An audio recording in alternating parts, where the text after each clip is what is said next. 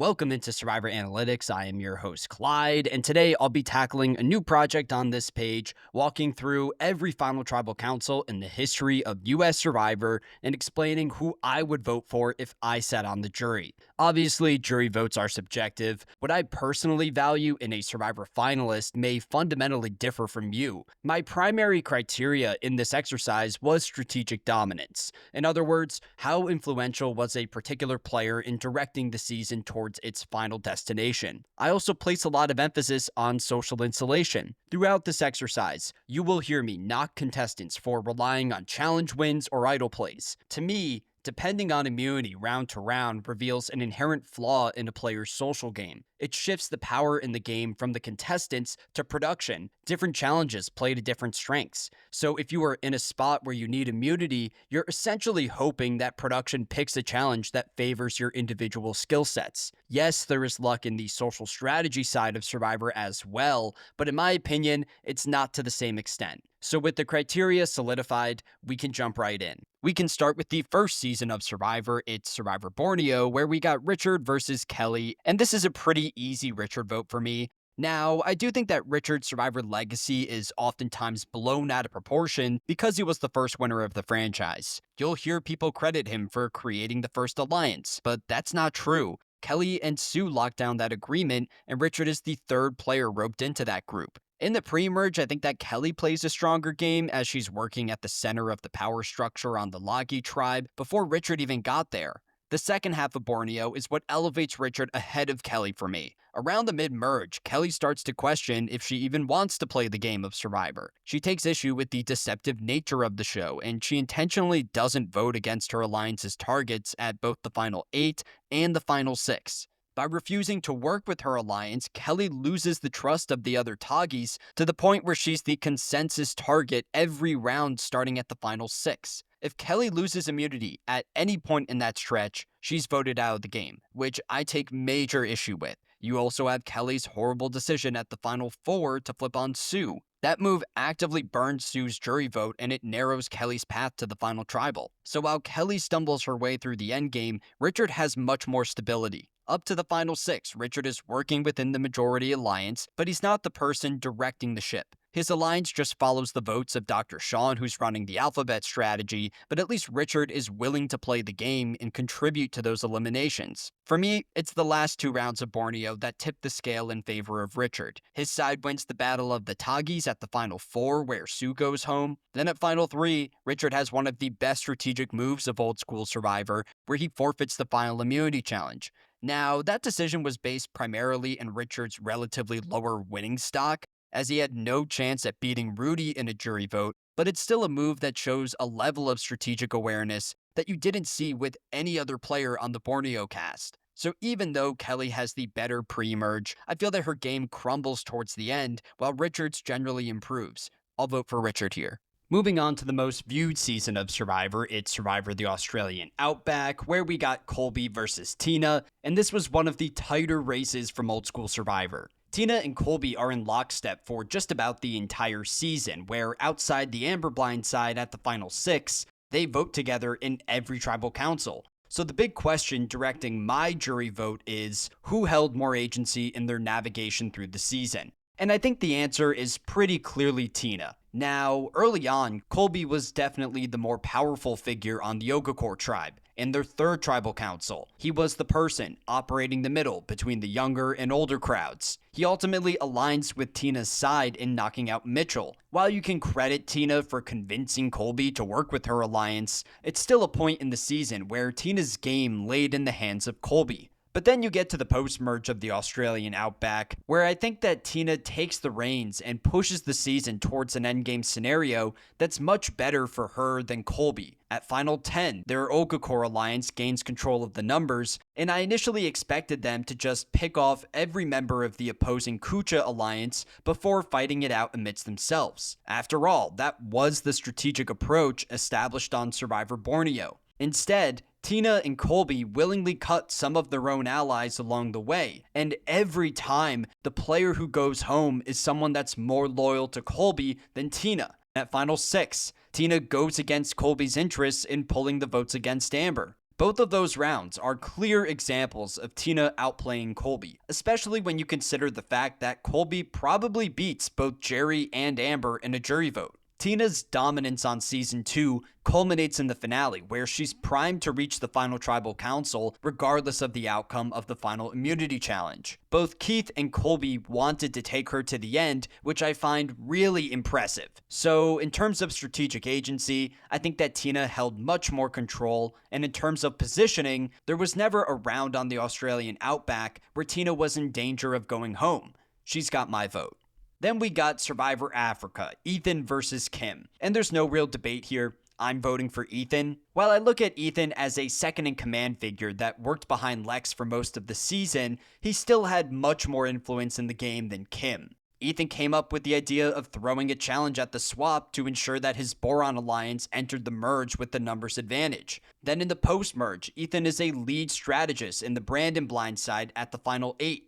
That was one of the few instances all season of Ethan making a move that benefited him much more than Lex. You can compare those decisions by Ethan to Kim, who doesn't really have a tangible strategic move on her resume. For most of Africa, Kim is positioned in the majority alliance, but she's on the outside of that group with very little agency. By the time the numbers dwindle to just the core Boron contestants at the final 4, Kim is the consensus target. She needs immunity for 2 straight rounds despite her having the worst resume of the remaining players. Her immunity win at Final 4 is particularly fluky in that production misinterpreted Lex's response to a question in the Fallen Comrades challenge. Without that blunder, Kim potentially loses the challenge and gets voted out. For me, the only legit argument in favor of Kim isn't even related to her gameplay. It's Ethan's strategic outlook on the endgame. Ethan wanted to ride to the final tribal council of Africa with Lex, where according to postseason interviews, Lex beats him. At the end of the day though, I don't think that Ethan's poor read on the final tribal is enough for me to look past all of the other positive aspects of his game. I'll still cast my winning vote for Ethan. Jumping ahead to Survivor Marquesas, where it's Nalia versus Vesepia. Now, as a fan of Survivor, I'd want to vote for Vesepia here. I think that she's the better holistic player and the better reality TV personality. But when strictly examining these finalists' routes to the end of Marquesas, I gotta give it to Nalia. I feel that Nalia was always in a safer position than Vesepia, with slightly more agency. Granted, those strengths of her game kinda derive from tribal challenge results. Nalia's side walked into the post-merge of Marquesas with the 7-3 numbers advantage, so of course she's gonna face less adversity than Vesepia, who was immediately positioned on the bottom. At the end of the day though, that doesn't really take away from the fact that Nalia pretty much saves Vesepia's game. At Final 9, you had the first major flip in Survivor history where the trio of Nalia, Pascal, and Kathy all betray their original Row 2 alliance to work with the bottom feeders in Vesepia and Sean. This is a round of gameplay that I've rewatched multiple times because it's so important to the strategic evolution of Survivor. Kathy and Sean were really the ones to come up with the idea for the flip, and Kathy was responsible for convincing Nalia and Pascal to go along with it. Basically, Nalia had major say in whether or not this move actually went through, and Vesepia was just a passenger for it. In fact, as far as the edit of Marquesas is concerned, Vesepia was the least important piece in that plan, which ends up being the most impactful vote of the season. That's a major positive on Nalia's resume that factors into this decision. Another aspect of these finalist games that leads me to vote for Nalia is the way in which they lose their number 1 allies. Obviously, it's a negative for both of them, but I think that Vesepia's loss is worse because it occurs through more traditional social strategy gameplay. At Final 5, Kathy is still playing the middle, and she elects to work with Nalia's side to cut Vesepia's number 1 in Sean. You can compare that to the Final 4, where Nalia loses her number 1 in Pascal, primarily due to challenge results. Vesepia was the initial target of that tribal council, but she won individual immunity. If anyone else wins the Final 4 challenge, Vesepia goes home. Instead, we see a tied vote and a rock draw that takes Pascal out of the game. That round is still a negative for Nalia because there was a 1 out of 3 chance that she drew the miscolored rock, but for me, it's not as big of a knock as Vesepia's loss of control at the Final 5. Even in the final round of the game, Nalia held more control. Vecepia forfeits the final immunity challenge to her, which is a horrible decision as it takes all of the power out of Vecepia's hands and it burns Kathy's jury vote in the process. You also gotta credit Nalia for making the correct read and actually voting out Kathy, who would have crushed either of them in a jury vote. So overall, I wouldn't be too excited about voting for either of these finalists. In my mind, Sean and Kathy had a lot more influence over the post-merge, but obviously, neither of them are here.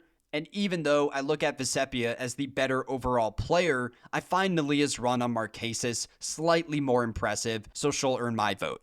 That takes us to Season 5 Survivor Thailand, Brian versus Clay. Come on, I'm obviously voting for Brian here. This is potentially the most infamous Final Tribal Council combination in the history of the show, as both Brian and Clay allegedly made racist comments towards the black players on the cast. You also have Brian using the Ted and Gandia situation in the pre-merge to advance himself in the game. All of that is to say that I would not be happy to vote for either Brian or Clay. I'd focus my vote on the strategic side of Survivor, and I gotta admit that Brian has one of the most strategically dominant performances in the history of the show. Brian is the player at the merge, positioned at the center of the dominant power structure. Every member of his 5-person Sukjai alliance genuinely considered Brian their #1 ally, and they all wanted to ride with him to the Final Tribal Council. Brian uses those relationships to convince his group to vote out every member of the opposing Chuigan alliance. And once the numbers dwindle to just the Sukjai players, Brian is fully in the power seat. He's the leader of the Ted vote at Final 5, then the Helen vote at Final 4, and the Jan vote at Final 3. While Clay is working alongside Brian for that stretch, the success of that alliance derives much more from Brian's connections than Clay's. In fact, Clay actively butted heads with the other Sukjai members, and the only reason why he stuck around in the late game was because Brian saw him as someone that he could beat in a jury vote. Clay is widely regarded as the first GOAT in Survivor history, and I completely agree with that sentiment, so my vote goes to Brian.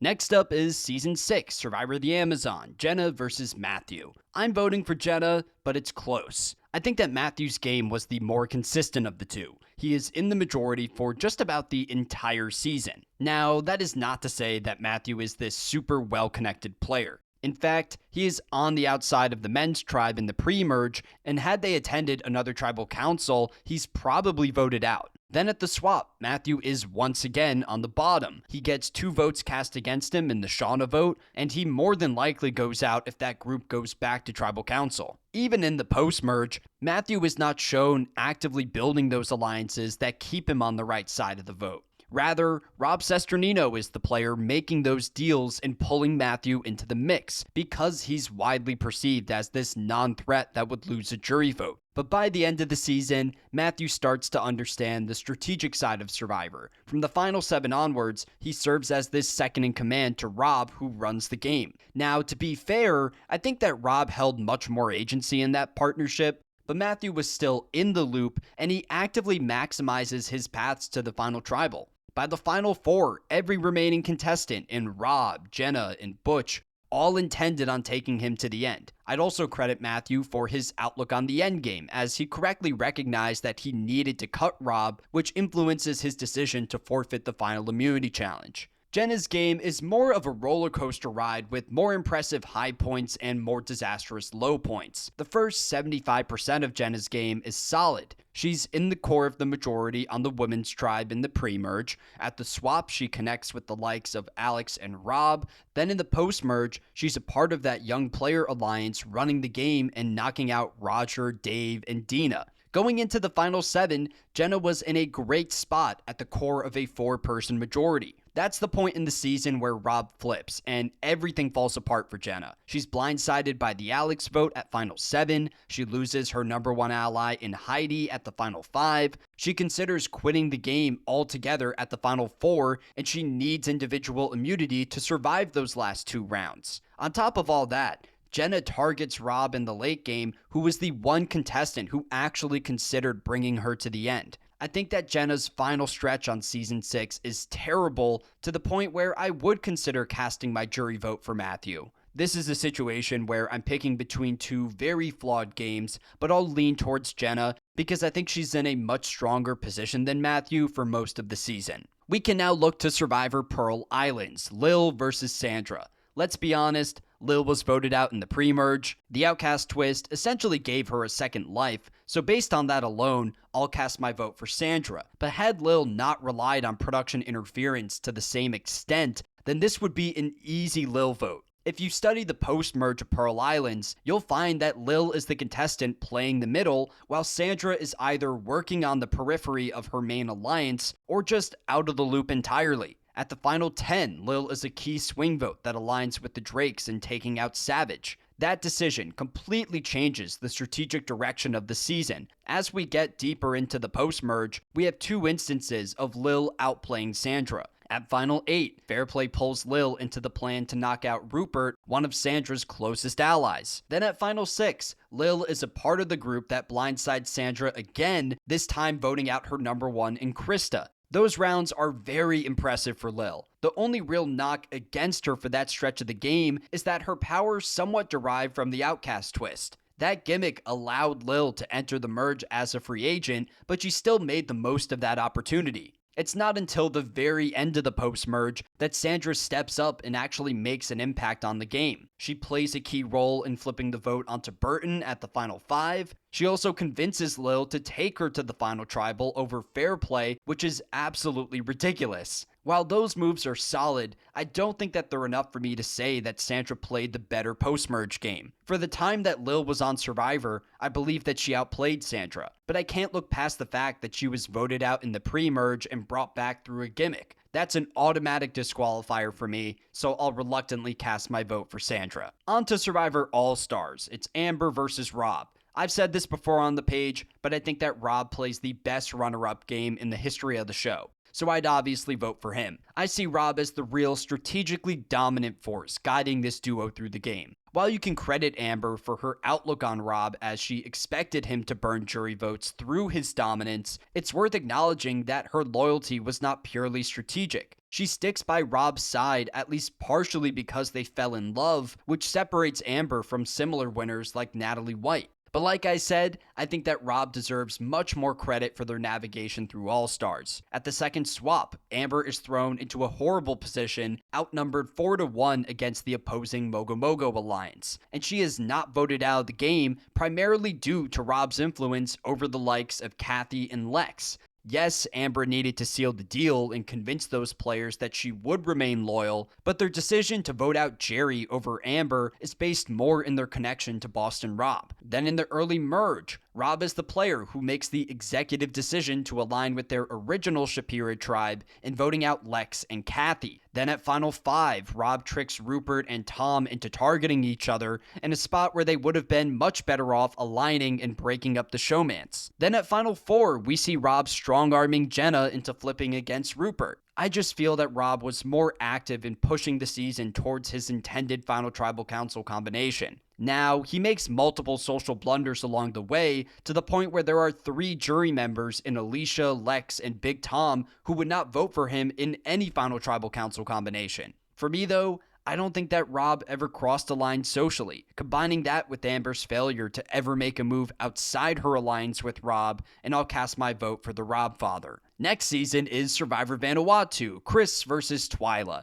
This one is tough for me. I see Chris as one of the best players in the history of the show. In my most recent ranking, I had Chris as the 14th best contestant of all time. But when I narrow my scope to just the gameplay of this season, I think I'd vote for Twyla. I feel that Twyla had a stronger grasp of the game, which enables her to dominate the post-merge while Chris is on the bottom. Now, both of these finalists have strong pre-merge games. Chris is in the center of the Fat Five alliance that runs the men's tribe, while Twyla connects with many of the older contestants on the women's tribe. It's not until the swap section of the pre-merge where Chris and Twyla go head-to-head for the first time, and Twyla wins that battle. She's one of the key players that convinces Chris to vote out his ally John Kenny. That decision allows the women to enter the merge with the 6-4 numbers advantage. Chris believed that his connections with the women would continue into that stage of the game, but instead, Twyla flips on Chris. She knocks out all of his pre-merge allies in Rory, Sarge, and Chad.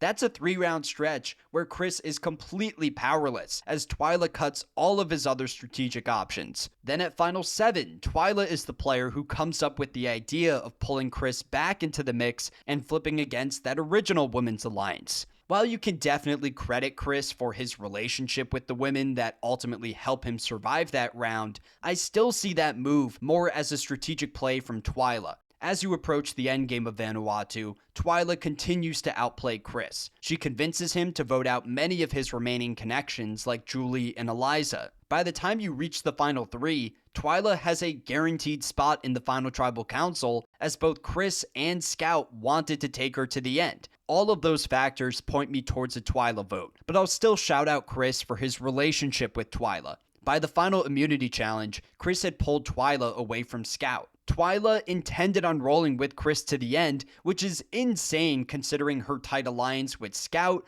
and Chris's jury prospects. Chris had 3 absolutely locked jury votes from the original members of the Lepevi tribe. Socially, Twyla is a bit of a combative figure on this season. She actively antagonizes players like Eliza, who would never vote for her in any final tribal council combination. Those social deficits don't matter too much to me, so given Twyla's control over Chris in the early merge and her strong positioning in the late game, I'll cast my jury vote for Twyla.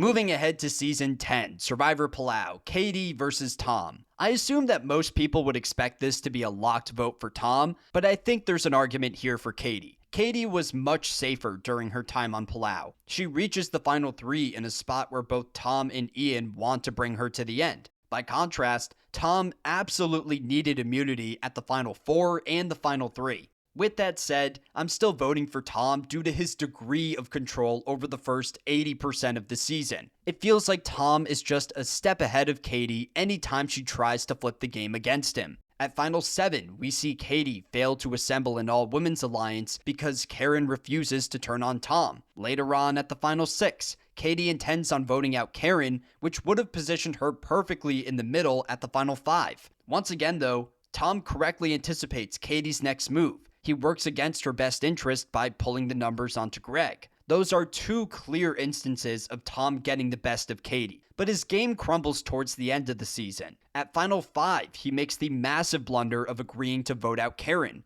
Karen was the ideal person for Tom to drag to the end because she was completely loyal to him and she was hated by the jury. While that's a knock against Tom's game, it's not really a major positive for Katie's resume either. I give Ian much more credit for convincing Tom to go through with that plan. From there, Tom needs to win out, and Katie stumbles her way through those last 2 rounds as she's surrounded by players with more win equity. So yes, Katie is very safe for that late game stretch, but I doubt that she wins a jury vote against Jen, Ian, or Tom. To me, Katie is one of those finalists who is dragged through the game. She spends most of the season coasting round to round in the majority, and she never takes a step outside her main alliance to push the vote in another direction. Now, I'll credit Katie for her general outlook on the game as she knew that she needed to vote out Tom, but that plan never comes to fruition. So despite Katie's stronger positioning on Palau, I believe that Tom played the more dominant game, so he gets my vote. So that's everything I got for this week. Come back next week where I'll cover my picks for every season between Survivor Guatemala and Survivor Heroes vs. Villains.